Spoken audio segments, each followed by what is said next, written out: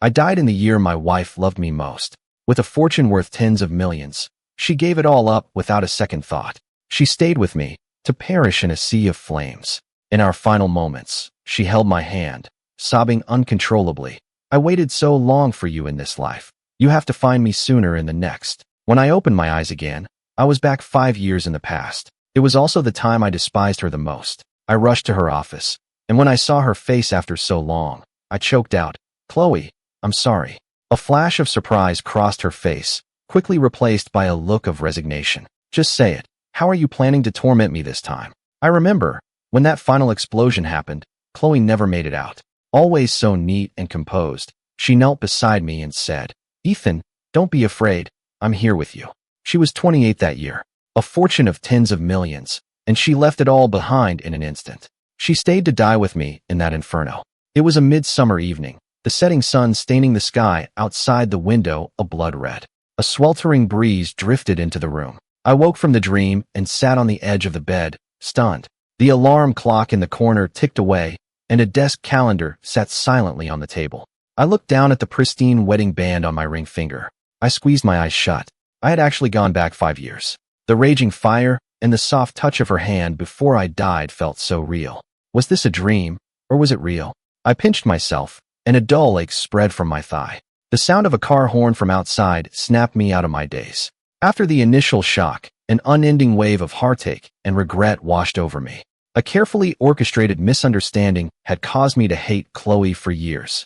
During that time, her business rivals used every dirty trick to crush her. She could barely catch her breath. At home, I treated her with absolute indifference. Chloe's parents had died young, and she had no other family. She spent the better part of her life alone, guarding the company her parents had left her. Later, when the misunderstanding was finally cleared up, we had a few short months of happiness, and we were even expecting a child. Chloe cherished that child so much, always so career-driven. She had taken a leave of absence to rest at home after she became pregnant, but then she had a miscarriage. Just then, our housekeeper, Mrs. Davis, came in. "Sir, the flowers have been delivered. Are you ready to leave?" Mrs. Davis asked as she entered. "What?" My mind was still a mess. "The flowers, sir. Aren't you going to see Miss Henderson?" Sophia. Hearing that name so suddenly, I froze. It was like finding the end of a thread in a tangled knot. So it was this day? Sophia was my first love. She was also a very talented actress. Unfortunately, after an accident, she suffered severe burns all over her body and required long-term hospitalization. In my past life, on this very day, I had taken a bouquet of flowers to the hospital.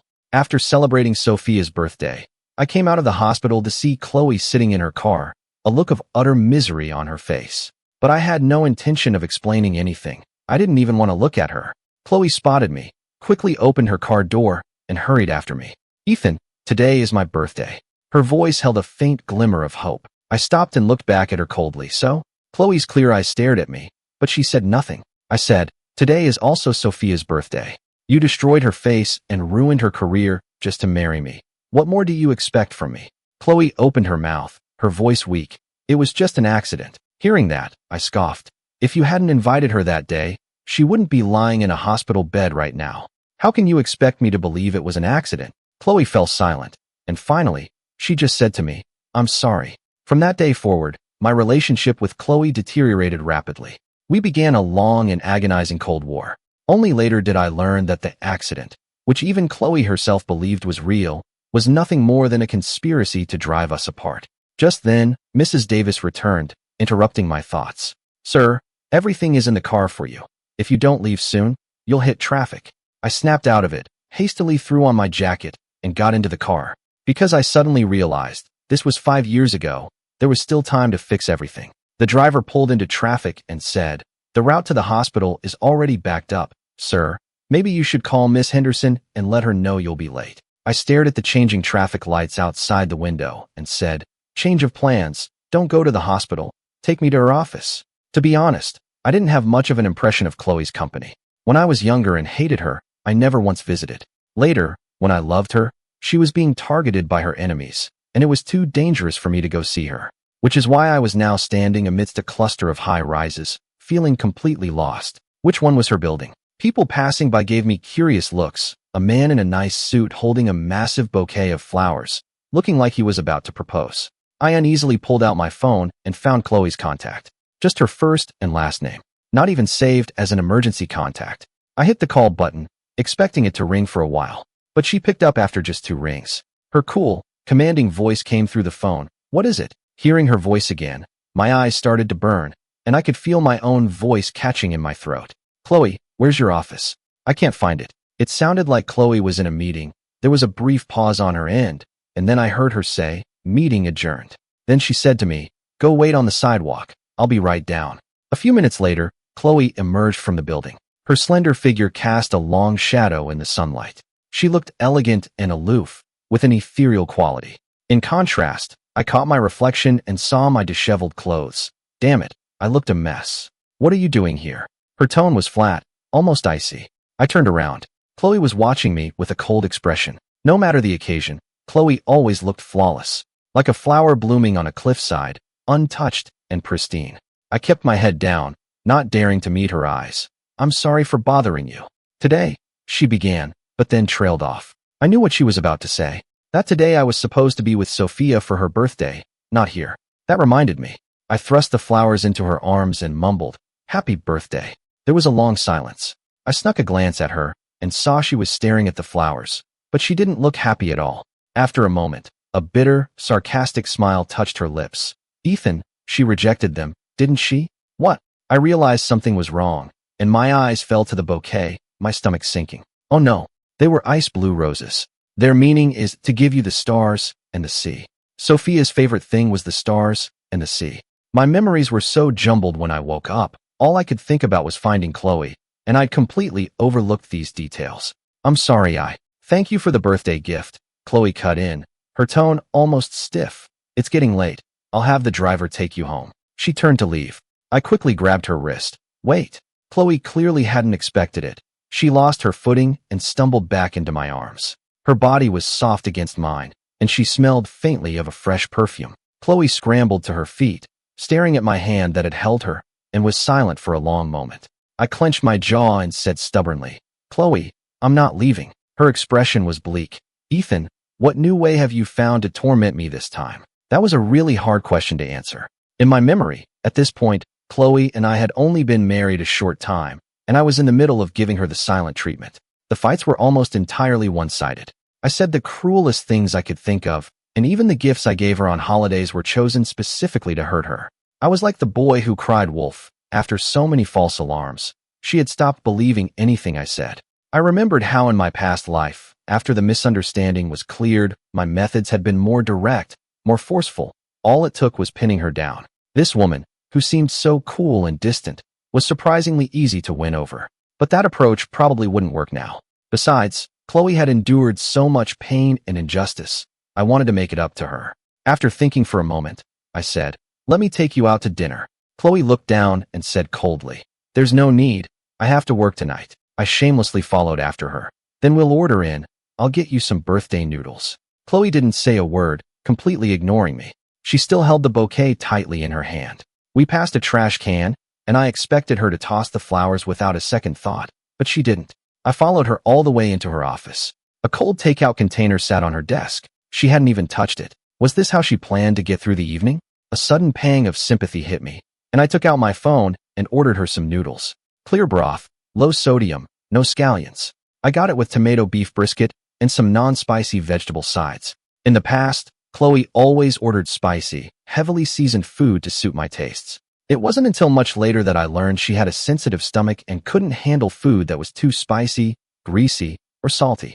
After placing the order, I sat on the sofa, unsure of what to say. It felt like anything I said would be the wrong thing. Chloe was unwrapping the flowers, preparing to put them in a vase. The sight of the ice blue roses stung my eyes. Without a second thought, I walked over, snatched them from her, and threw them into the trash can. She froze, looking at the drop of blood welling up where a thorn had pricked her thumb, and sighed wearily. "Ethan, haven't you had enough?" "No." I held back my frustration, angry that she was acting like a doormat with no temper of her own. "We don't want these. You don't like them. I'll buy you something else." Chloe pulled out a tissue and pressed it to the cut, her eyes downcast as she said with resignation, "Just forget it." I ignored her, grabbed the trash bag, and said over my shoulder, "Wait here." Then I rushed out the door. On a summer evening, The sidewalks were lined with street vendors selling flowers. Their quality couldn't compare to the expensive bouquets from a proper florist, of course. I ran between several stalls, buying up all of their red roses, and had them bundled together in simple wrapping paper. The takeout arrived just then, so I hauled everything upstairs. The 19th floor was even quieter than when I'd arrived earlier. The few employees who had been working late were gone. Only Chloe's office still had a small lamp on. I walked quietly and pushed the door open. She was standing with her back to me, facing the floor-to-ceiling windows, her silhouette looking desolate. She looked like an abandoned stray cat. The heavy bouquet and the takeout bags bumped against the door with a thud. Chloe's back stiffened, and she spun around to see me, nearly buried under everything I was carrying. She didn't seem to expect me to return. After a moment of stunned silence, she hurried over and took the flowers from me. I caught my breath, my forehead beaded with sweat, but I still managed to grin. "These are for you." I bought every single rose I could find on the street. A blank expression washed over Chloe's delicate features. Great. It seemed she couldn't quite adjust to this new way I was treating her. Did I have to insult her for her to understand? When I saw her about to go back to her cold dinner, I groaned dramatically. Chloe's head snapped up, and I caught the flicker of anxiety in her eyes. I leaned back on the sofa, tilted my chin up, and said impatiently, "Can't you eat something warm for once? I get annoyed just looking at you with that takeout box." Chloe was speechless. For the next half hour, the office was filled with the sound of my complaints. "Do you even know how to eat? Can't you see that huge piece of beef right there? Are you not going to eat your vegetables? You're a grown woman and still a picky eater. Slurp your noodles. Did I buy them for you to stare at?" After my relentless nagging, the bowl of hot noodles was finally empty. I was worried she wouldn't be full, so I'd also gotten her 2 small steamed buns and gave her the sweet rice cake I'd brought for myself. If I have to nag like this every day, how am I going to survive? I talked myself hoarse. Suddenly, a glass of water appeared in front of me. I looked up to see Chloe watching me. "You should wet your throat before you continue yelling." Her expression had softened considerably, and while her eyes were still lifeless, at least the icy defensiveness was gone. I fought the urge to hug her and said, "Chloe, from now on, let's try to have a good life together." At my words, she looked away and silently began to clean up, not answering my question directly. "Get your coat. I'll have the driver take you home." "But I just got here," I protested, wanting to stay longer. But she quickly pushed the door open and left, almost as if she were fleeing from something. After all, a CEO doesn't need to take out her own trash. It would be a lie to say I wasn't disappointed. Being reborn, it felt like this woman was somehow even harder to win over. I sat on the sofa, planning my next move. Should I just pin her down, or wait until after we've had a heart-to-heart? The sudden ringing of a phone shattered my train of thought. I answered it absently. On the other end was a voice that was both distant and familiar. "Ethan, where are you?" My cheerful mood instantly plummeted as I remembered her. "Oh, it's you." My tone was hardly enthusiastic. Sophia's voice was soft. "I've been waiting for you for a long time. Didn't we agree you'd spend my birthday with me?" Remembering everything that happened in my past life, my fingers tightened until my knuckles turned white. "Sophia, we're friends who grew up together, right?" Sophia sensed my hesitation and corrected me. "Ethan, we're family." "Family," I repeated, then suddenly asked, "Is there anything you need to tell me?" She was silent for a long moment before sighing. "I'm sorry, I shouldn't have snuck a piece of cake behind your back. See, this is why the person who is cared for can lie, make demands, and joke without any consequences, while Chloe has to stand in the background and endure everything." A chill ran through me, and I couldn't even force a smile. "I have something else today, so I can't make it. Happy birthday." After hanging up, I took a deep breath, a heavy feeling settling in my chest. I thought about the call Sophia made right before I was kidnapped, asking for my location. I was lost in thought. She was the person I trusted most in the world. But what if, from the very beginning, that explosion had been an inside job? I glanced up and saw Chloe standing in the doorway, her face obscured by shadows, her expression unreadable. I hesitated for a moment, then asked, "Did you hear all of that?" "Yes, let's go," she said, her voice unnaturally calm, as if she were suppressing a great deal of emotion. "The car is downstairs." I opened my mouth, but I didn't know how to explain what was going to happen. I was afraid she'd think I was crazy. I followed her out the door, a wave of guilt washing over me. "Chloe." Her steps slowed for a fraction of a second, but she didn't turn around. "That was Sophia on the phone," I said, speaking quickly. "I did promise her yesterday that I'd celebrate her birthday, but I'm different today. I'm from the future." Chloe stopped dead in her tracks and turned to face me, Her beautiful eyes frosted over. That's enough. She closed her eyes, composing herself. Dinner was delicious, and I was very happy that you could be with me for my birthday. I stared at her, seeing the deep pain she was trying to hide in her eyes. Chloe's lips were pale, and each word seemed to tremble out of her, as if from someone in extreme pain. So, in the end, you're going to her. I accept that, because this is the price. In my past life, Chloe once told me that for every small kindness I showed her, she paid for it with even greater pain, so she never dared to hope for anything and was always prepared for me to leave. Those words now felt like a knife twisting in my heart. It hurt terribly. On this day in my past life, while I was gone, her dinner had been a single, cold takeout container. No one had wished her a happy birthday. That's why she had gone to the hospital to wait for me. All Chloe wanted was for me to say happy birthday, but instead I told her to stay out of my business and to stay as far away from me as possible. The weight of the truth, discovered too late, was crushing me. She averted her gaze. I'm sorry, I shouldn't have said that. It's getting dark. If you're going to the hospital, you should go now. I grabbed Chloe's hand, forcefully lacing my fingers through hers. Her entire body went rigid, but she didn't pull her hand away. Instead, she asked in a low, hoarse voice, Ethan, what are you doing? Do you want to humiliate me even more? I wrapped my arm tightly around her slender waist and said firmly, Don't move, honey. Those few words were like a spell, holding her completely still. I lowered my head and kissed Chloe's cold lips. I held her by the waist, pressing her against the wall, gently at first. She went from stiff and shocked to finally surrendering, her eyes fluttering shut. Her pristine dress became a wrinkled mess. Unconsciously, her hands came up, clutching at my back, pulling our bodies flush against each other. The overhead lights flickered, and finally, we broke apart in the darkness, resting our foreheads together, breathless. Ethan, Chloe's voice was low and strained. Don't do this. You don't like it? No, she said after a long pause. Don't tempt me. Go to her, while I can still think straight. You'd let me? I whispered, blowing softly against her ear. You're not jealous? Not angry. You'd let me kiss someone else. That seemed to provoke her. She suddenly lifted her head and silenced me with her own mouth. The corners of my lips turned up in a smile. But what happened next was a little beyond my control. Chloe, I was suddenly on guard. You, hey, what are you doing? I meant we could wait until we get home. I heard her cool, commanding voice, leaving no room for argument. I gave you a chance to leave. You didn't take it. Now, that chance is gone. The next thing I knew, she had pushed me down onto the sofa. I had assumed, given Chloe's personality, that she wouldn't do anything too drastic. But I'd forgotten that in my past life, she was the kind of madwoman who would die for love. Deep down, there was a wild streak in her.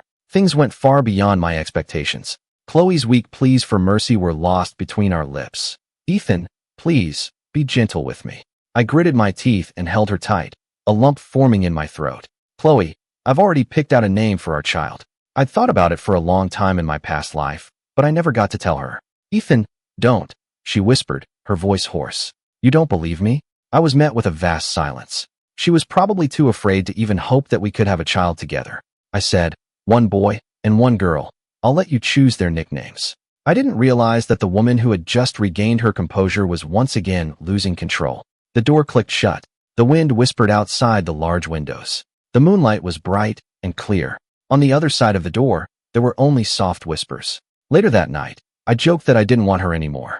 Chloe wordlessly pulled me into an embrace and asked, If not me, then who do you want? She asked with complete seriousness. I blushed and shot back. Anyone but you. She mumbled into my chest. That's not for you to decide.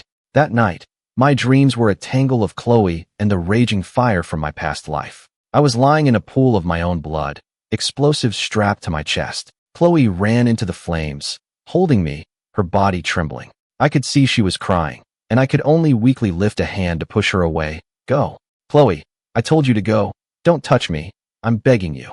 The dream shattered at the sound of my own crying. The feeling of warmth vanished in an instant. I fell back into darkness and my eyes flew open. My face was wet. It was a dream. When I came to, I realized I had pushed Chloe to the very edge of the bed.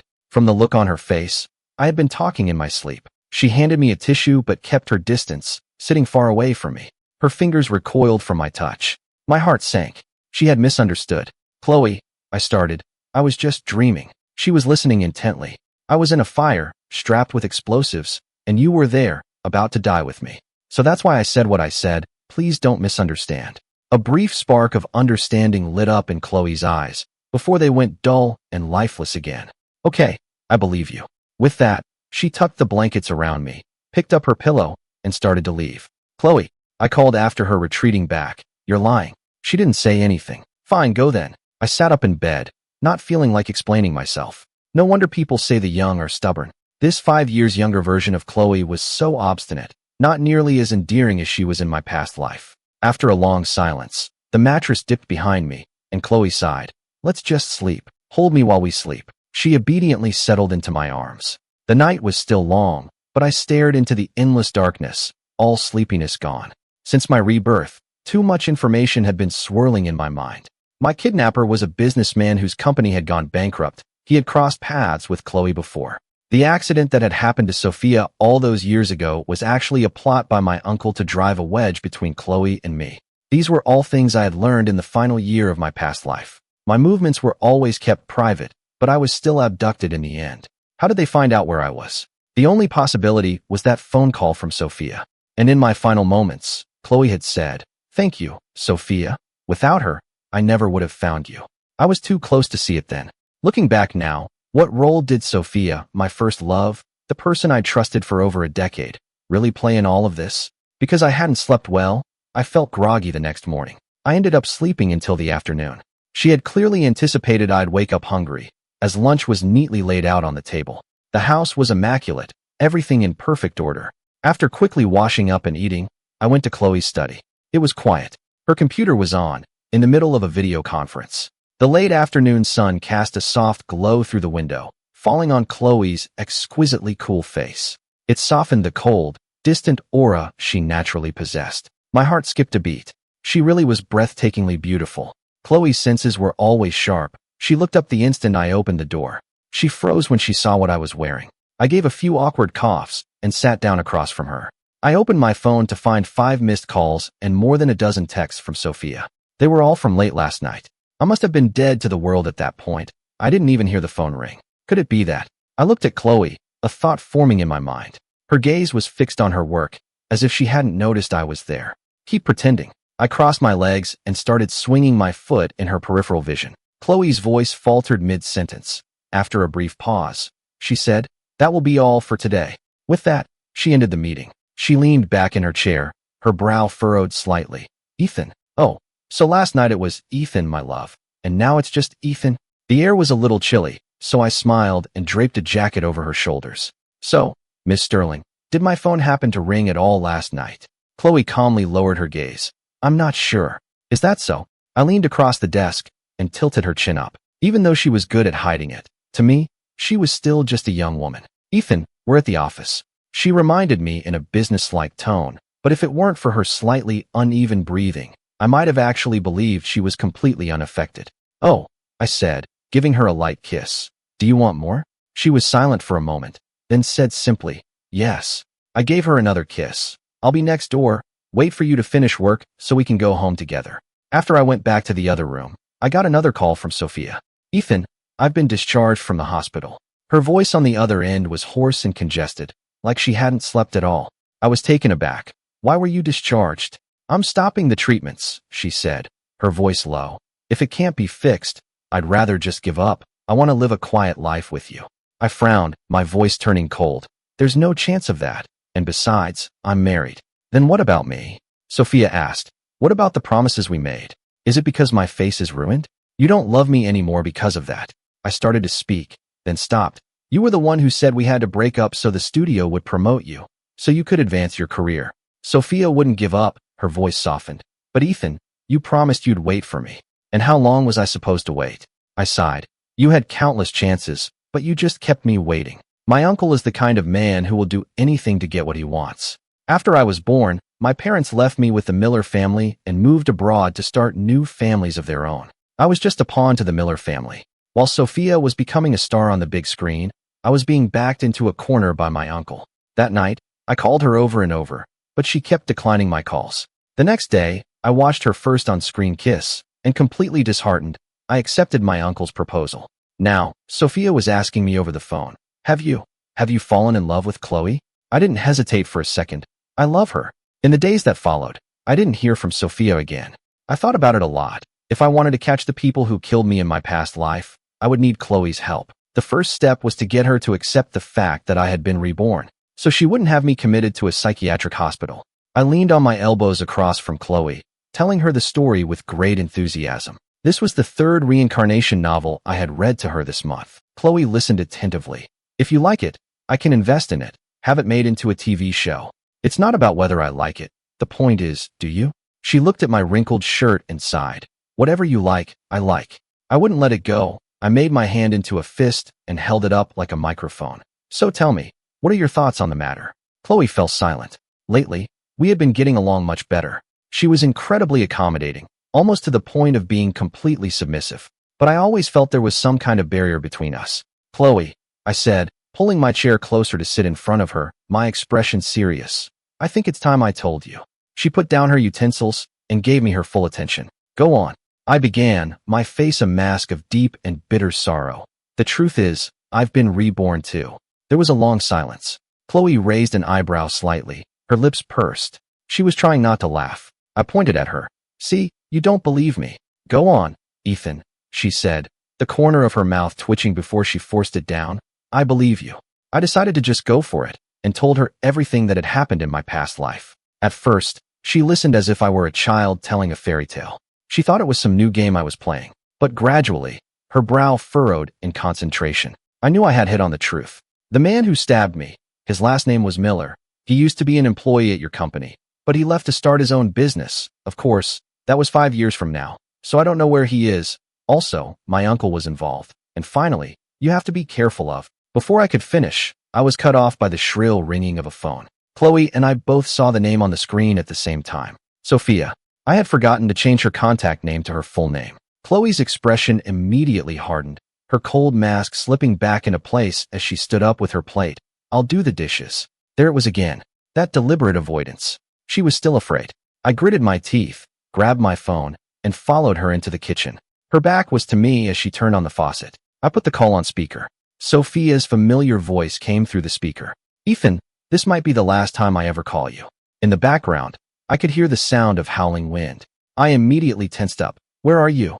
The roof of our old high school, she said, her voice barely a whisper. Ethan, do you remember? The day my parents left, you told me the Millers didn't really care about you either, and that we could be a family for each other.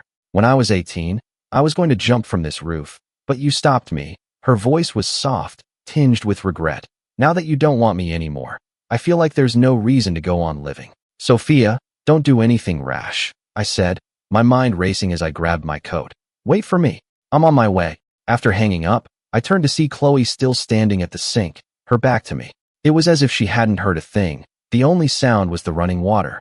I panicked and rushed over to her. Hey, what are you doing just standing there?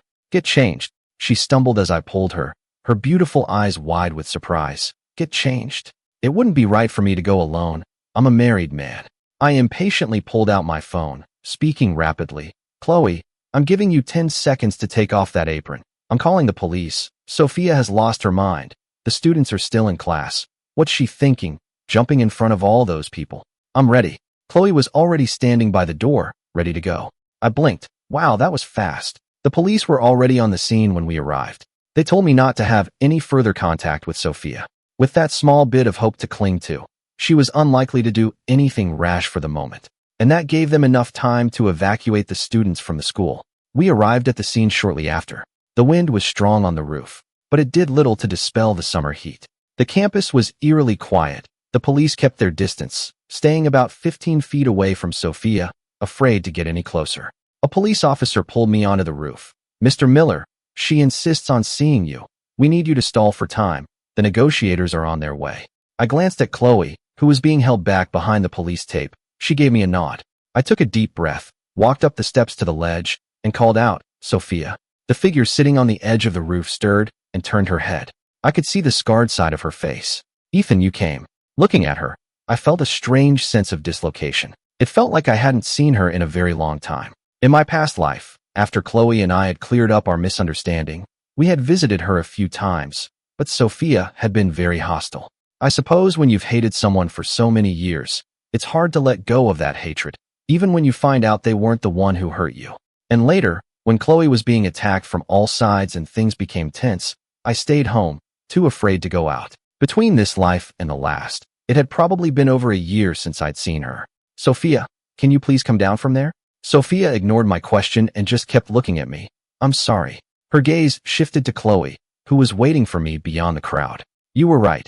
I was being too extreme. You told me before you got married that we could only be family from now on. I was just too greedy. I thought back to all those years Sophia and I had supported each other, how we had gotten through everything together. When she was bullied by some local thugs, I was the one who protected her, who took the punches for her. When my uncle kicked me out, she was the one who came out in a storm in the middle of the night to bring me an umbrella and take me to her place. For a moment, I felt my resolve waver. Was she really the one who had me killed? Sophia smiled. You promised you'd celebrate my birthday with me every year. Sing happy birthday to me, and I'll come down. Okay, I'll sing. The wind died down, and the sound of the birthday song drifted across the rooftop in the night air. But as I sang, all I could think was that I hadn't sung for Chloe on her birthday, and that I should make it up to her when I got back. When the song was over, Sophia stood up on the ledge, facing me. Thank you. I haven't heard you sing that in years. It was beautiful. I want to ask you one more question, she said, her voice soft. Ask, do you still love me? I was silent for a long time before I finally said, you're my family. You have been, from the moment you first stepped on that stage. Sophia's dark eyes looked out at the crowd, as if she were meeting Chloe's gaze. The wind on the roof was starting to make me cold. Can we go home now? I asked. Sophia looked away from the crowd and back at me, a small smile on her face. Ethan, I love you. And with that, she spread her arms and fell backward into the endless night. In that moment, time seemed to freeze. The blood froze in my veins, and in the next instant, I lunged for the edge of the roof. Sophia. But I caught only empty air. I stared blankly at the dark ground below, my mind a complete void. I thought I heard a dull thud, and my legs gave out from under me. I collapsed to my knees. Sophia, was she really dead, just like that? Had I been wrong about her? People are perceptive. We had known each other for so many years. Sophia must have sensed me pulling away, and that's why she chose to end her life. Did that mean I was the one who killed her? I felt cold all over. I sat there in a daze, my body shaking uncontrollably. Suddenly, a pair of warm hands wrapped around me from behind. Her familiar scent was like a lifeline in that moment. I clung to Chloe's hand and said, I killed her. She held me close. She's not dead. The police had an airbag set up below. They caught her. I closed my eyes, and it took a long moment for me to come back to my senses. When someone actually dies because of something you did, the guilt can be crushing. Chloe's voice was strained. Just a few scrapes. They took her to the hospital. If you want to go, I can take you. No. My voice was hoarse. I want to stay with you. Okay. We went back to the car. Outside, the police were starting to disperse. Someone would be by soon to take us to the hospital. Because Sophia had no family, I was exhausted. I turned to Chloe and said, there was one last thing I didn't get to tell you before. I suspect Sophia was involved too. Chloe took a deep breath. Ethan, what if she wasn't? If she's innocent, will you choose her or me? It was only when she asked that question that I could finally breathe a sigh of relief. Chloe had always assumed she would be the one who wasn't chosen, but the Ethan of 5 years in the future would choose her every single time. I looked at Chloe seriously. You remember when Sophia first made her debut, right? Yes. We hadn't even met yet. By then, Sophia and I had already broken up. If I had to describe my feelings for Sophia, it would be complicated. We survived a chaotic youth together and entered the harsh reality of the adult world. The love between us was a very small part of that. I counted it out on my fingers for Chloe. She debuted, started acting, became more and more famous. By the time you and I got married, we had already been broken up for over a year. I admit, I hated you at first. Just like I hated my uncle, I hated people who forced their way into my life. And it just so happened that right around then, Sophia got into a car accident on her way to meet with some investors, and the driver was one of your employees. So I lumped you in with my uncle. I thought you were just as ruthless. I didn't hate you because I was in love with Sophia. I wasn't. I just can't stand people who would ruin someone's future over a petty disagreement. Chloe gently squeezed my hand. I'm sorry. It was my fault.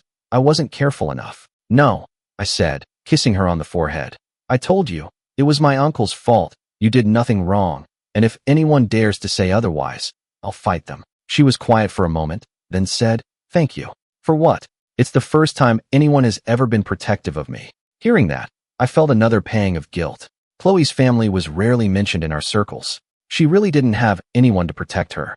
Chloe looked at me earnestly. Can you tell me, when did you start to fall in love with me? The night was dark, but I could still see the hope shining in her eyes. I began slowly. One time, you came home drunk and tripped over a little scarf I was knitting for a puppy. You spent the rest of the night sitting cross-legged on the floor, trying to figure out how to knit it yourself. I told you to go to bed, but you said the puppy would be cold in the winter without its scarf. And I thought, someone who cared that much about a little puppy couldn't possibly be cruel enough to hurt another person. There was something else I didn't tell her. Chloe had been talking in her sleep that night. She had said, "Ethan, I'm so cold too." I happened to hear her when I got up in the middle of the night for a glass of water. My heart softened. I felt sorry for her. All alone, with no one to love her. Chloe listened with rapt attention. We're going to have a puppy. Yes, for my birthday 3 years from now. You'll give me one. You'll say you're too busy and never home, so he can keep me company, I said, happily counting on my fingers. He's so smart. He learns everything right away. I swear he's an old soul. I stopped mid-sentence. Chloe looked at me, confused. What is it? I grabbed her hand, my mind reeling. Sophia, she's like me. Like you how? On the roof, I said, turning to her, my brow furrowed. Right before Sophia jumped, she told me it had been years since I'd sung happy birthday to her. But I celebrated her birthday with her last year. Chloe's eyes narrowed. She understood immediately. You're saying that in your past life, for several years you didn't. Yes. The blood rushed to my head. I felt a prickling on the back of my neck. If what she said is true, that she'd been waiting years for me to sing her that song, then there's only one explanation. Chloe and I looked at each other, and I saw the same question in her eyes that was in mine. Let's go to the hospital. Half an hour later, a doctor told us that Sophia had been picked up by someone. When we pressed for more information, they refused, citing patient confidentiality. Under these circumstances, it was hard to believe that Sophia had nothing to do with what happened. On the way back, I couldn't stop thinking about one thing. Do you think she jumped on purpose? Chloe's gaze was distant. Generally, if the building isn't too high, the police will set up an airbag. If it were me, I'd be 100% certain I could jump without dying. I looked at her profile thoughtfully. Oh, so what do you think her motive was? She scoffed lightly. To get your sympathy, so you'd take her side. That was the first time in 2 lifetimes I had ever heard Chloe say something so catty. I pressed my lips together and nodded seriously. You seem to know a lot about it, she said dryly. Takes one to know one. I didn't call her on it. Instead, I stared out the window at the passing scenery, lost in thought. By telling Chloe who to watch out for 5 years in advance, things shouldn't get any worse. When I remembered how she had rushed into that fire without a second thought to hold me, my heart ached. How could my heart not be moved? When someone is good to you, you notice. After several hours on the road, it was late when we finally got home. Mrs. Davis had already gone home for the night. The living room was dark, and just as Chloe reached for the light switch, I lunged, pushing her down onto the sofa. Chloe's clothes were in disarray. She asked in a husky voice, "What are you doing?" "Chloe," I whispered, my lips close to her ear, "I love you." Her breathing instantly became ragged. "Get off." Her tone was a flustered command. I blinked in surprise. "Don't tell me you're—" "Don't say it," she said, covering my eyes with her hand. "And don't look." My world went dark, and I could feel my eyelashes brushing against her warm palm. Who knew 3 little words could have such a devastating effect? It completely flustered her. I grinned. "I love you, I love you." The playful words were like a feather, tickling at her heart, until a spark caught and a fire spread. I could feel her heart beating faster and faster under my hand. So I softened my voice. "Honey, I love you." The next moment, her lips were on mine. She was more passionate than I had ever known her to be, trapping me, forcing me to accept her love. Her hands moved over my face and neck as if she were touching something precious. Lost in the moment, I smiled and asked, "Hey, have you thought of a nickname for our baby yet?" Chloe, overcome with emotion, held me close and said, "Ethan, I'm yours." After my shower, my eyelids felt heavy. While I held her, my hands roamed freely, taking every advantage. She was like a gentle kitten, seemingly incapable of anger. "Ethan, I was so tired, my voice was thick with sleep. Right after we got married, you promised to take me to a movie, but you canceled the next day, said you had a stomach ache, and went to the hospital. Were you going to see her?" For me, that was a lifetime ago. I thought back, and it had nothing to do with Sophia. The day before, Chloe had sent over a small cake, and on top of that, I had come down with a stomach bug. I went to the hospital, got in 4, picked up my prescription, and went straight home to bed. But from Chloe's tone, something seemed off. My sleepiness vanished instantly, and I sat up in bed. After a moment of surprise, Chloe said, "I'm sorry." "Don't apologize. I'm not mad," I said, sitting up cross-legged. "I'm just curious. What made you think I went to see Sophia?" Logically, with her resources, she could have easily found out my schedule and would have known I was practically on my deathbed in the hospital. But she hadn't checked. After a brief silence, Chloe confessed, "I could see Sophia's Facebook posts, but she never posts on Facebook." Our eyes met, and we both saw the same question in each other's eyes. Chloe took out her phone and handed it to me. I eagerly tapped on Sophia's profile, and the moment I saw her posts, my mind went blank. August 9th, Ethan said he'd celebrate my birthday with me today. Thank you, my love. August 1st, got to taste Ethan's home cooking, just like old times. I scrolled frantically back through her feed until I found the post from 6 months ago. The movie is out, just waiting for Ethan. The exact day I had the stomach flu. But when I checked on my phone, Sophia's Facebook feed was completely empty. The posts were set so that only Chloe could see them. But the truth was, since I got married, I had barely had any contact with her. At most, I would show up when the hospital called about a bill or when her doctor wanted to discuss a change in her treatment plan. I truly thought of her as an old friend, but behind my back, she was hurting the person closest to me over and over again. I was so angry my head was throbbing. And you believed her? There wasn't a single picture of me in any of the posts. Chloe looked down, staring at the empty feed on my phone, and a slow light began to dawn in her eyes. Ethan, I was too afraid not to believe it. She kept opening and closing the app, as if trying to confirm what she was seeing, or maybe it was just a subconscious action, like someone stepping into the light after being in the dark for too long. I was afraid that if I had someone look into it, I would find out that you really were at the movies with her, and if that were true, I would rather not have known. I was both angry and heartbroken. You could have just asked me. I stopped mid-sentence. Of course, she wouldn't have dared to ask. Back then, I would have just lashed out at her. The answer I would have given her probably wouldn't have been any better than what she had imagined. I was wrong. I pulled my poor wife into my arms, my eyes stinging. "I'm so sorry. I will never lose my temper with you again." She gave a small, low laugh. "I could never be angry with you. Just don't ever say you don't want me again." That night, the last barrier between us finally disappeared. I was starting to think Chloe was a bit of a masochist. It was like she didn't feel right if I didn't yell at her at least once a day. One morning in early autumn, I lost my temper again. "Chloe, are you trying to work yourself to death at the office? Do you want me to present you with a most dedicated employee award at your funeral?" Over the phone, Chloe's usually sultry voice was thick and raspy, slightly congested, but she still managed to laugh. "I can handle it." Late the previous night, she had come down with a high fever, her body burning up. I had called our family doctor, who prescribed some fever reducers. I had to half coax, half force her to take them, and then I gave her a sponge bath to bring her temperature down. By dawn, her fever had broken. I left a list of simple, light foods for Mrs. Davis to make for Chloe when she woke up, who knew that when I woke up at 10, she would have already gone to work. Perhaps because of what happened in my past life, I was extra cautious about her safety. After a quick breakfast, I grabbed the soup Mrs. Davis had made and rushed to her office. As soon as her assistant saw me, she stood up nervously. "Miss Sterling is in a meeting. She can't see anyone right now." "That's fine, I'll wait." I sat down on the sofa outside her office and played on my phone. After a while, I could hear Chloe talking to someone. Her tone was colder and sharper than I had ever heard it before.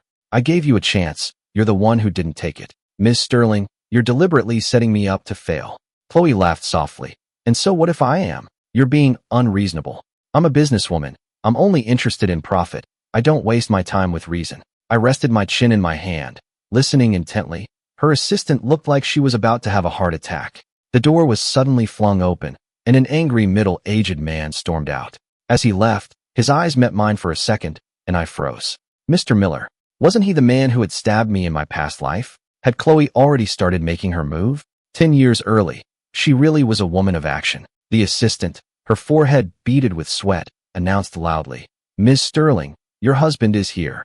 I snapped out of it, picked up the food container, and went inside. Chloe was sitting by the window, her white blouse immaculate. She smiled gently at me. I was going to come home for lunch. I set the container down on her desk with a thud and sat across from her. "That man who just left, he's the one I told you about, the one who stabbed me." A layer of ice seemed to form over Chloe's beautiful eyes. She said simply, "Leave it to me," and then began to eat. The timing was perfect. The soup was still warm. She had such good manners. It was a pleasure to even watch her eat. Seeing that I was still staring at her, Chloe paused. "Do you want some?" Yes. As she stared at me, stunned, I leaned in and kissed her. And just like that, a mouthful of soup was gone. She blushed and shot me a playful, reproachful look. After all these years, across 2 lifetimes, it finally felt like we were in the honeymoon phase. Time flew, and in the blink of an eye, it was late autumn. Sophia seemed to have vanished from my life. Her phone number was disconnected, and all lines of communication were cut. Sometimes, when I saw high school students leaving school for the day, I would think of the past. But my gut told me it wouldn't end this simply. Chloe became very busy. She was leaving early and coming home late. Sometimes, it reminded me of my past life. She had been just like this, always busy with something. Sir, it's 10 o'clock, you should get some sleep. I was sitting cross-legged on the floor, surrounded by a pile of new purchases. I'll wait a little longer. It had been a week since I'd last seen her, and tonight, I just felt like waiting up. The weather was getting colder, so I went on a shopping spree and bought Chloe a whole new winter wardrobe. A camel plaid scarf, a wool coat, and a pair of slightly childish, fluffy matching gloves that I knew she would love. As I was putting the coat away in the closet, I heard a phone vibrating in the pocket. I pulled it out. It was an email notification. I took a picture of it and sent it to her with a sarcastic iMessage. Honey, what's this? A secret phone I don't know about. She was used to my occasional teasing and replied, It's my work phone. I forgot it. Can you open it for me? I smiled as I opened the email. It better not be a love letter from some secret admirer, or I'm going to make a scene. The screen changed. It was a medical report. I squinted and zoomed in. Mr. Henderson, skull fracture and intracranial hemorrhage. Looks like he was hit by something. Oh, and here's the death certificate. A workplace accident. How tragic. After listening, Chloe said, Just put the phone back. I'll be home soon. I had food warming for her in the kitchen, so I put the phone back and pulled out some wrapping paper, deciding to wrap the new clothes to surprise her. My friend Ryan teased me over the phone. You used to hate her guts. Ethan, don't tell me you've had a personality transplant. Can't a guy have been blind before? All right. So when are you going to go into business with me? Do you have any idea how in demand your designs are? I hesitated. Let's just wait a little longer. Yeah, you just go on and play house with your dear Chloe. I had to admit, I didn't want to spend more time with her. If I've come back just to have nothing change, and we're still destined to die together, then every day we have is precious. Chloe came home right on the dot. I had left a small lamp on for her in the living room, and the casserole was still warm. She curled up in my arms like a cat. Ethan, I held her, a sense of helplessness washing over me. Hold on tight. Don't fall. Go to the bedroom. I got you a present. In the middle of the bedroom sat a huge, clumsily wrapped gift box. What's this? A late birthday present. Go on, open it. Chloe looked down, a delighted surprise in her eyes. Ethan, thank you. Her hand rested on the gift box, and she hesitated for a long moment. There's something I need to talk to you about. What is it? She hesitated, then finally said, We might have to be apart for a while. I was stunned for a few seconds, and when the words finally sank in, I asked slowly, deliberately, You want a divorce? I saw a flicker of conflict in Chloe's eyes, and just as she was about to speak, I shot to my feet. I get it, I'll go pack my things. Ethan, Chloe grabbed my arm. Please, just hear me out, okay? Tears were welling up in her eyes. I need you to put on an act with me. What kind of act? Mr. Henderson, he was Sophia's father. Chloe got straight to the point. The email you saw, it said her father died in an accident on a construction site. That project, years ago, was a joint venture between your uncle and my father. I suddenly remembered that day on the roof with Sophia. She was standing on the ledge, the wind catching her white shirt like a sail. I had called out, Sophia, what are you doing? She had turned, her pretty face etched with despair. My family is dead. I don't have a family anymore. I was shocked by her family's tragedy, and I had carefully edged closer, offering her a popsicle. I don't have a family either. What about me? You? Yeah. Look, this is from when they locked me in the bathroom and beat me up. My uncle just yells at me for causing trouble. He doesn't care. Sophia had looked down at my bruised arm, took the popsicle, and jumped down from the ledge. What's your uncle's name? She asked. Marcus Miller. Sophia had slowly looked up. Marcus Miller? From Miller Industries? Yeah. She had looked at me with a seriousness I had never seen before and said, Don't worry, from now on, we'll be family. Lost in the memory, it was only now, years later, that I finally understood the meaning behind that look. Maybe, in the moment before she learned my uncle's name, Sophia had genuinely wanted to be my family. But my connection to the Miller family gave her an opening for her revenge. She spent years telling me that family would never betray you, that if someone hurt your family, you had to make them pay 1,000 times over. But from the very beginning, her promise had been woven from a lie. Chloe said, "Ethan, I can tell Sophia is in love with you. You said that in your past life, she had a hand in your death. Maybe it was because you chose me. I can't let you stay tied to me. I can't take that gamble. You don't have much to do with the Miller family. Sophia knows that. So if you leave me, I can face all the danger on my own." I slowly shook my head. "No, I'm not divorcing you. Did you know, in our past life, we had a child? I never even got the chance to tell you." Chloe's breath hitched. "Really?" "Yes. And if I can't even protect my own wife and child, what kind of man am I?" "Chloe, I'll play along with your act, but I will not divorce you." A few weeks later, the story broke in the media. Prominent businesswoman Chloe Sterling's marriage was rumored to be on the rocks. She and her husband had divorced. That same day, photos of me moving out of our house were posted online. My friend Ryan was overjoyed as he watched me haul my things into his apartment. Well, have you finally decided to come to your senses and go into business with me?" "Yeah," I said, my face grim. "Women are impossible to understand." "Hey, just a few days ago it was all my dearest Chloe. Tell me what happened." Seeing the gossipy gleam in his eye, I said sullenly, "She put jam on my side of the bed." That's it. We got divorced. So what are you going to do now?" "Live on my own." On the third day, I got a call from my uncle. "Ethan, you should come by tomorrow night." I held the phone to my ear and laughed. "Well, Uncle Marcus, what made you suddenly think of me?" "Well, you're divorced now. The family can't just let you suffer out there on your own. We're having a party.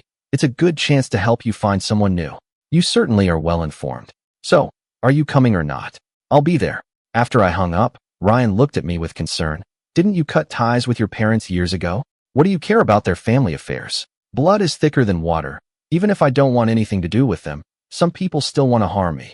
That evening, dressed in my best suit, I walked through the doors of the Miller family mansion. The ballroom was a flurry of activity and clinking glasses.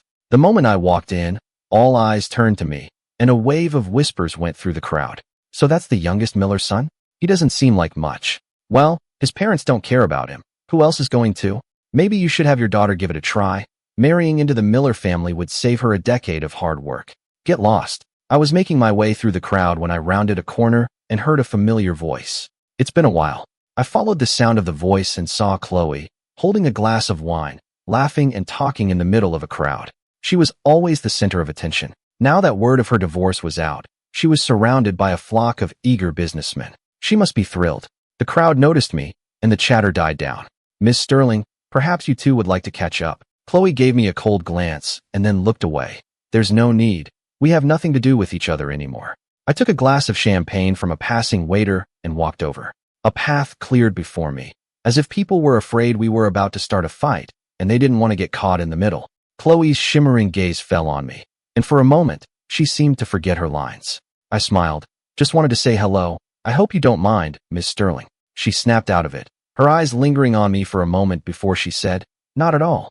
I put down my glass, turned, and pushed open the doors to the terrace, needing some fresh air. But there was already someone on the terrace. Someone I knew. Sophia. She was leaning against the railing, the scarred side of her face hidden in the shadows, leaving only the unmarred half visible. "Ethan, long time no see." I stopped in my tracks. "Long time no see." She laughed softly. "Why so formal?" I tried to relax, taking a deep breath. "Why would you think that? I haven't even had a chance to ask you where you've been. You blocked my number, didn't you?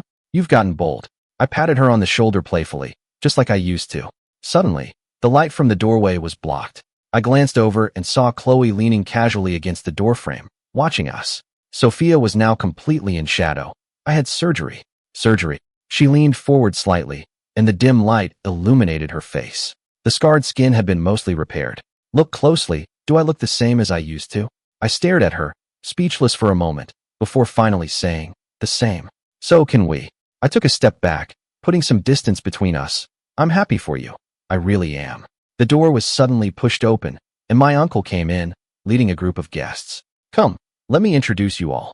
This is my nephew, Ethan, and this young lady is Sophia Henderson, a new actress we've just signed. They've known each other since they were children, and actually, the real reason for this party is to help these two sort out their future together." The crowd buzzed with excitement, guests offering their congratulations. They completely surrounded Sophia and me. I frowned. "Uncle, I'm not ready to." Sophia linked her arm through mine and smiled. "Don't worry, Uncle Marcus. I'll take good care of Ethan." I tried to pull away, but her grip was surprisingly strong, like a stubborn octopus. Fortunately, after about 30 seconds, she let go and began to mingle with the guests, completely at ease. My emotions were a mess. I waited for Sophia to finish her small talk and then asked, "When did you get involved with my uncle?" Sophia calmly smoothed her hair. "I can only marry you if I have the Miller family's approval. I had other plans, but your divorce has saved me a lot of trouble." I looked at her face. She seemed like a terrifying stranger. Sophia smiled. "What's wrong? Don't you recognize me? Am I not quite the same as the Sophia you remember? I used to think Sophia's smile was like sunshine, that we were two of a kind. But now it seemed I was wrong." She advanced on me, step by step, forcing me to back away, until my back was pressed against the glass door. "Ethan, this is who I've always been." She forced a smile that looked almost sinister in the dim light. "Originally, I wasn't going to spare you either, but I love you.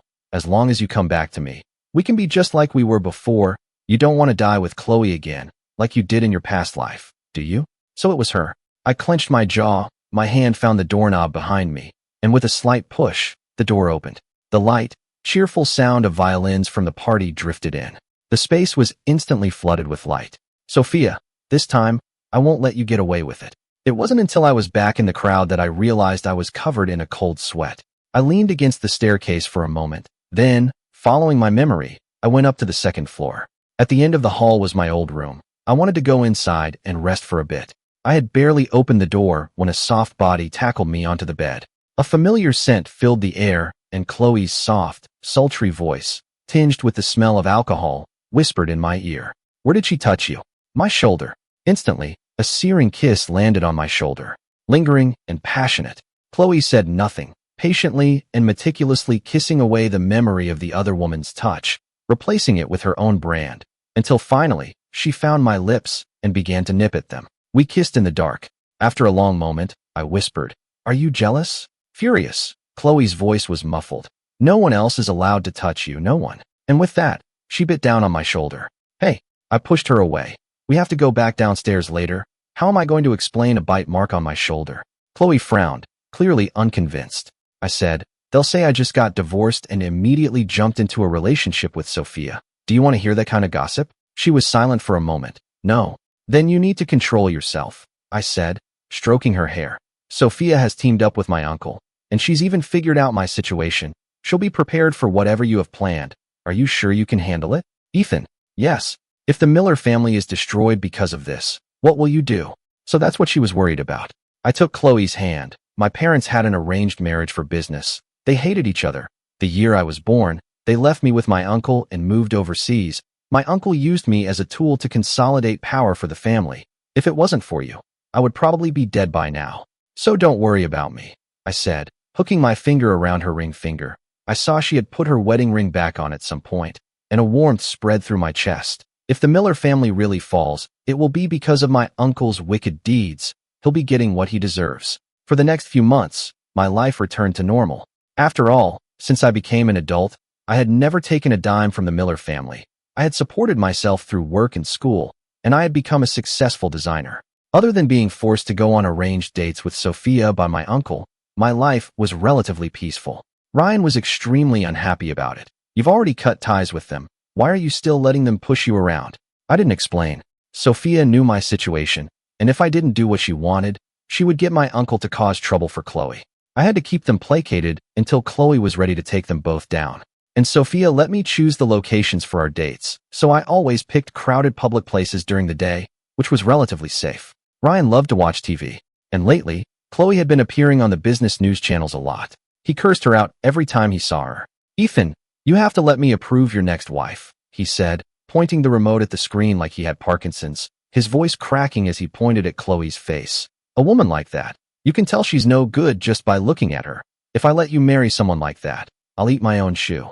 I looked up from a pile of design drafts and said, "Man, you shouldn't make promises you can't keep. You should always leave yourself an out." "Fine, then I'll make you eat one with me." I was speechless. Because of Ryan's strong feelings on the matter, I had to meet Chloe in secret. It was the middle of winter, and a heavy snow had just fallen. I came out of the building wearing a thick sweater and carrying a bag of trash. Chloe's car was parked downstairs, and even though it was freezing, she was standing outside, waiting for me. She was wearing the wool coat and scarf I had bought for her. Come here. I beckoned to her. She skipped over and threw herself into my arms. I quickly shushed her. Keep your voice down. Let's get in the car. What's wrong? My friend. He thinks you're the worst kind of woman. I bundled her into the car like a kidnapper. I turned off the car lights, and we were plunged into darkness. The only light came from a nearby streetlight, casting a pale glow on the fresh snow. I fumbled in the pocket of my thick-down jacket and finally pulled out a lollipop. This is for you. Chloe smiled and took the gift seriously. I have a whole collection of these. You don't like it? I reached for it, but she snatched it away. Thank you, I love it. We didn't really have much in common, but we could talk for hours. I smiled and leaned against her. My friend said if I ever remarried someone like you, he would. He would what? The words were too crude, so I just glossed over it. Anyway, something really gross. I sighed. I can already picture him beating me to a pulp. Chloe laughed and took my hand. Maybe you should find someone else.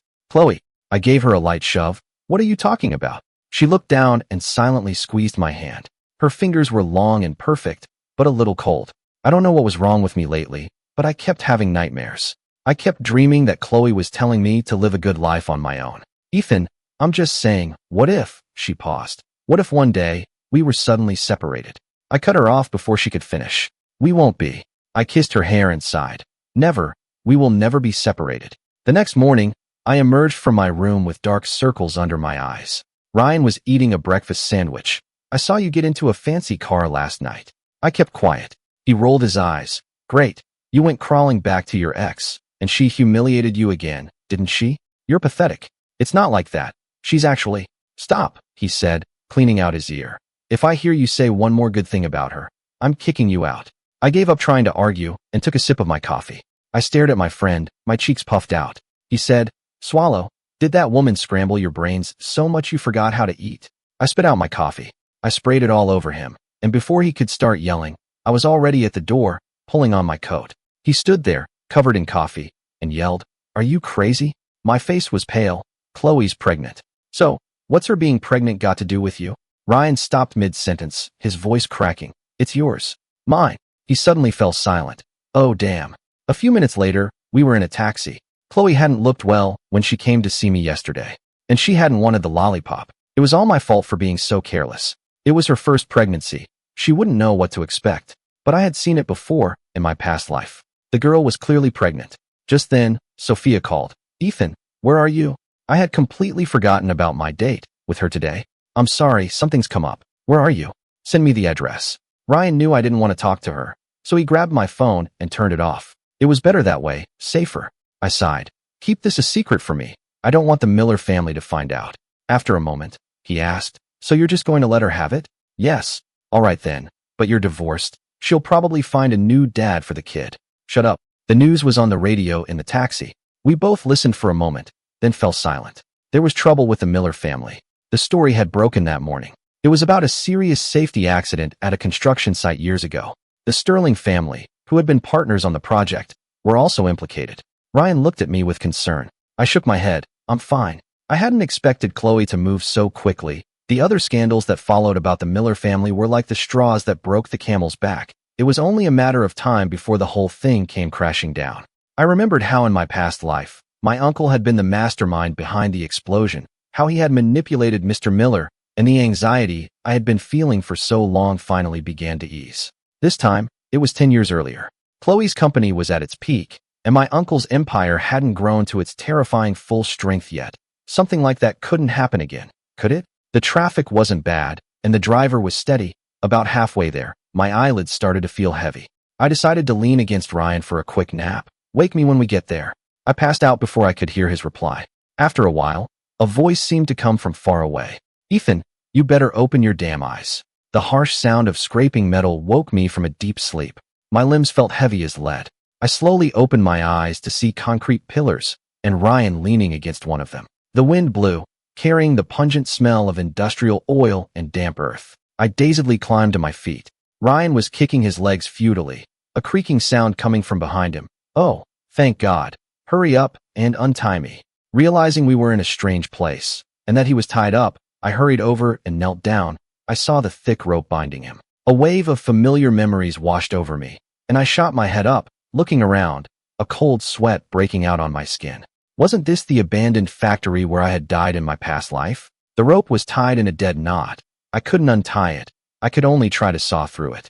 The creaking sound of the rebar echoed through the building. Ryan was cursing. They dared to kidnap me? They must have a death wish. After sawing at the rope for a while, it was barely frayed. He slumped against the concrete, exhausted. Ethan, stop. They tied me up, not you. That means they're after my family. You should get out of here while you can. Go call the police. I gave a bitter smile. I'm sorry. I'm afraid you're here because of me.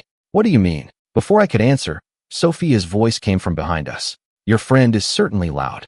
Ryan tried to look, but I quickly covered his eyes and turned to face Sophia. He doesn't know anything. Let him go. Ryan couldn't take it anymore. Listen here, you bitch. My name is Ryan Collins, you hear me? The Collins family. If my father finds out you kidnapped me, you'll be sorry you were ever born. Sophia's face darkened when she heard that. I said, you heard him. This is between us. You don't need to involve the Collins family. Ryan's father was a politician, and his older brother was a cop. He had grown up fearless. If anything happened to him, no one would get out of this alive. Sophia tossed me a utility knife. Cut the ropes. And you, don't move, or none of us are getting out of here alive. I quickly picked it up and cut Ryan free. Don't look at anything, just go home. Ryan frowned and whispered, this isn't a trick, is it? I'm calling the police as soon as I get out. Good, call the police, I whispered back. But I have a feeling they're at the end of their rope. I don't think they're afraid of the police anymore. Remembering the explosion from my past life, I gave my friend a shove. One of us getting out was better than none. He squeezed my shoulder. Ethan, you wait for me. I'll get the police. I'll come back for you. And with that, he ran out without looking back. In the empty space, only Sophia and I remained. She took my arm and pulled me to the window. Let's see who's come to join the party. Downstairs, a slender figure was being held at gunpoint by my uncle. I recognized Chloe immediately, and my heart clenched. Sophia laughed softly. By the time the police get here, they'll find Chloe's body, and your uncle won't be getting away either. My heart was pounding, my fingertips were ice cold, and I was trembling. But the more I showed I cared about her, the more danger she would be in. I just closed my eyes. We're divorced. Whatever happens to her has nothing to do with me. Is that so? Sophia said, looking down coldly. Uncle Marcus, shoot her in the leg. Bang. A gunshot rang out. Blood was seeping from a wound on Chloe's thigh. She had collapsed onto one knee, her face pale as she looked up in our direction. Sophia, I'm here, let him go. Sophia ignored her and said to me, Ethan, are you happy now? I was frozen. I couldn't say a word. Uncle Marcus, the other leg. I suddenly grabbed her hand, my voice trembling. Don't, please. The smile vanished from Sophia's face, her knuckles white from how tightly she was clenching her fists. She looked down at Chloe defiantly, then tilted my chin up and kissed me. I tried to pull away, but she said, Do you want Chloe to die? I froze. Sophia pressed her lips against mine, grinding against them. Nausea rose in my throat. Do it, Sophia commanded coldly. Another gunshot rang out from downstairs. My mind went blank, and I scrambled to the window. Chloe. The image I had dreaded, of her lying in a pool of blood, didn't happen. It was my uncle. He had been shot in the back and was lying on the ground. Chloe's left hand was bleeding. In the distance, a SWAT team was swarming the area, quickly surrounding us. Sophia's expression changed. She suddenly pointed a gun at me and backed away, behind one of the concrete pillars. Outside, the police were yelling at Sophia. She hadn't expected the police to arrive so quickly. Sophia handcuffed me to a pipe, hiding in a sniper's blind spot, and yelled, I have a bomb. Let Chloe come in and see me, or I'll take him with me. Sophia, calm down. I am calm. In your last life, you were willing to die with Chloe. Why not with me? Sophia's voice grew more and more agitated. I could have fixed everything. Why did you have to come back too? Give me back the old Ethan. Sophia, a familiar, clear voice said from just a few feet away. I'm here, let him go. It was Chloe. I screamed at her. You idiot. What are you doing here?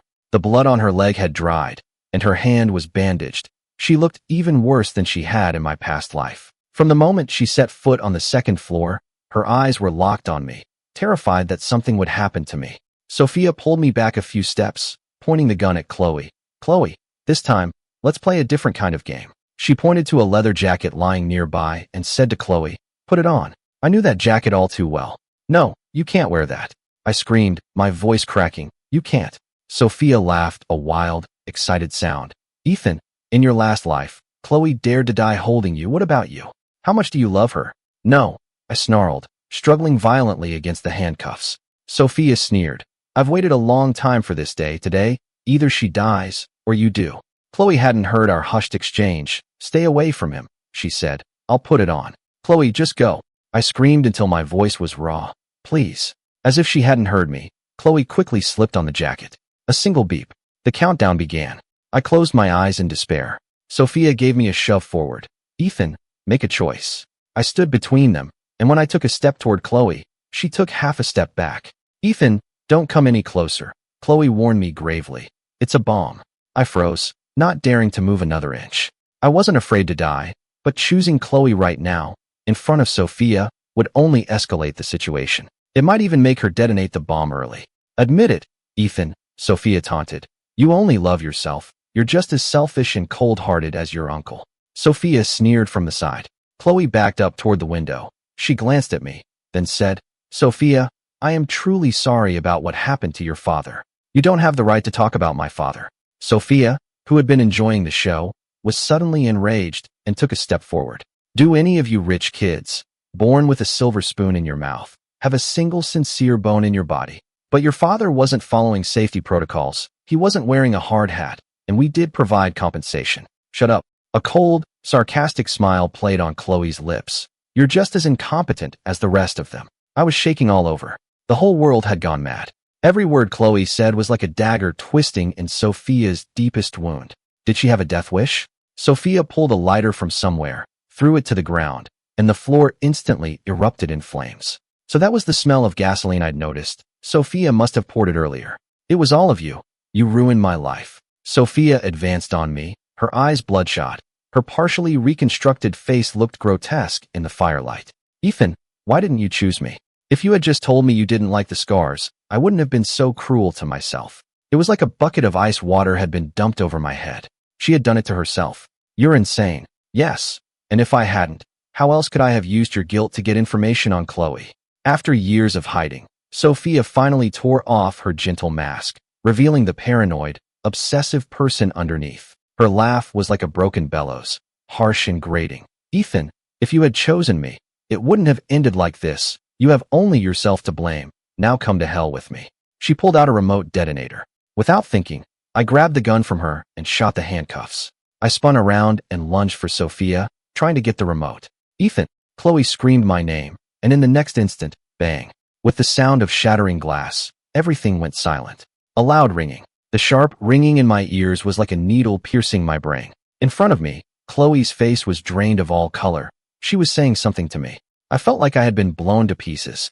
My whole body was numb. I had no strength left. But dying with her, I wasn't afraid at all. Was I not afraid? Then why was I crying? The deafness lasted only a moment. The next second, a flood of shouting crashed into my ears like a tidal wave. Suspect is down.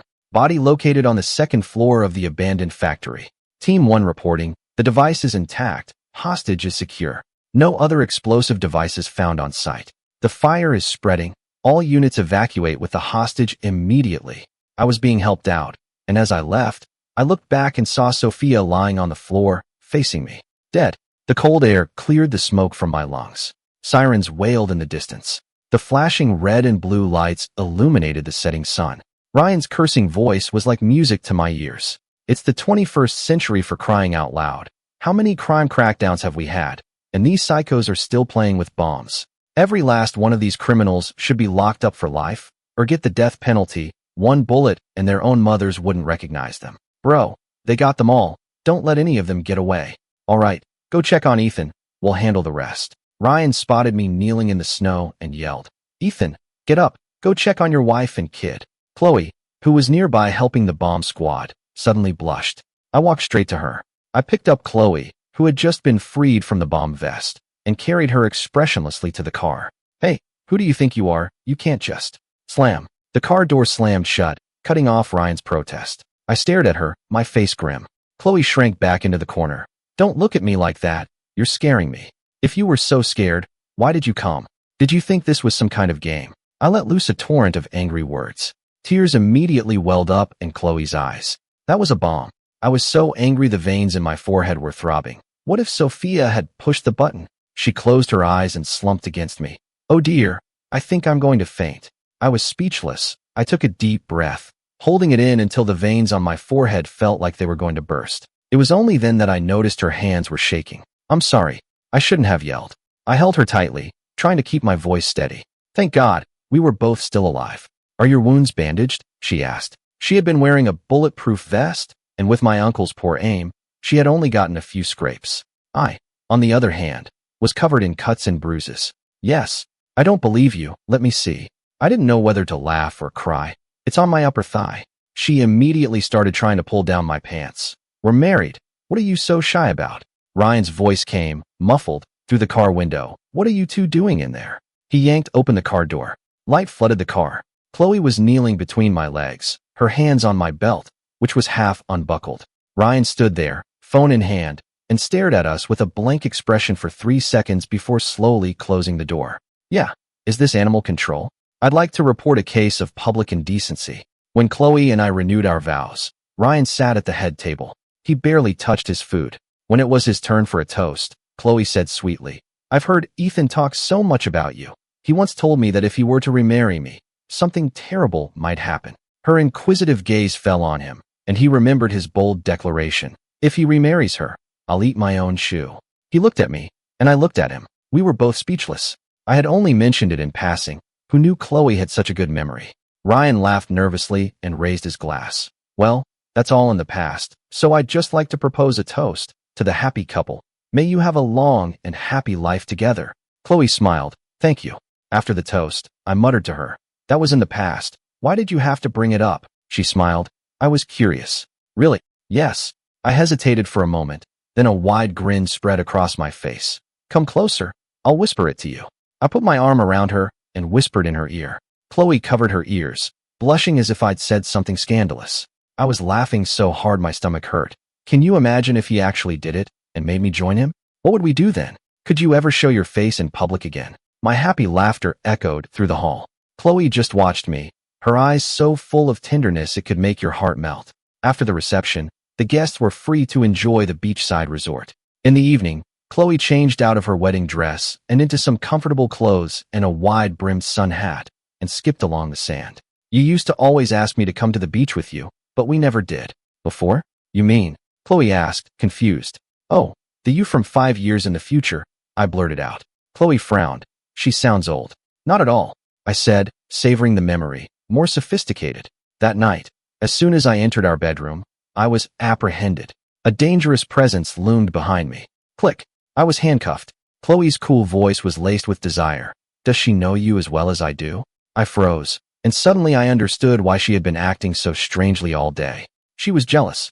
I burst out laughing. Hey you.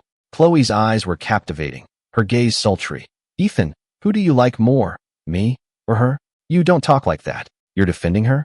Her voice was dripping with jealousy. No, that's not it, I said, close to tears. Are you going to remember this in 5 years and interrogate me all over again? Chloe paused, then said seriously, in principle, yes.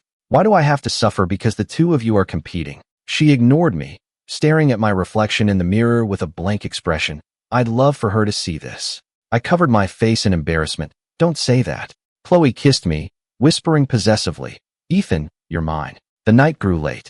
Moonlight filtered through the curtains, falling on her face. Chloe was fast asleep. I gently stroked her cheek, a warmth spreading through my chest. In my past life, I had held Chloe's hand countless times and sighed.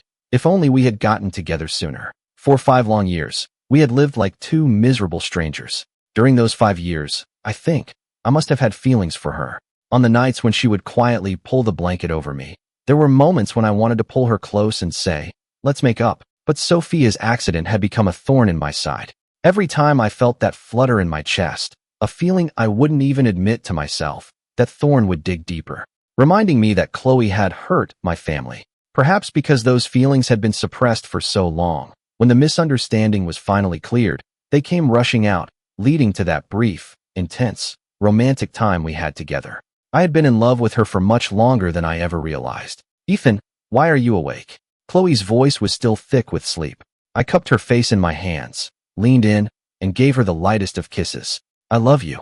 Under my palm, I could feel Chloe's heart begin to race. This woman, she was still so easily flustered. I love you too, she said, capturing my lips before I could pull away, taking control and deepening the kiss. I was caught off guard by her sudden passion. Hey, what's gotten into you? I just had a dream. Oh, Chloe opened her eyes, and I could see an unreadable emotion in their depths. I dreamed about our past life. I held my breath. Really? Yes, she said, holding my face as if I were something precious. Ethan, I'm so glad we got a second chance. The night was still young, the moonlight soft, and the wind gentle.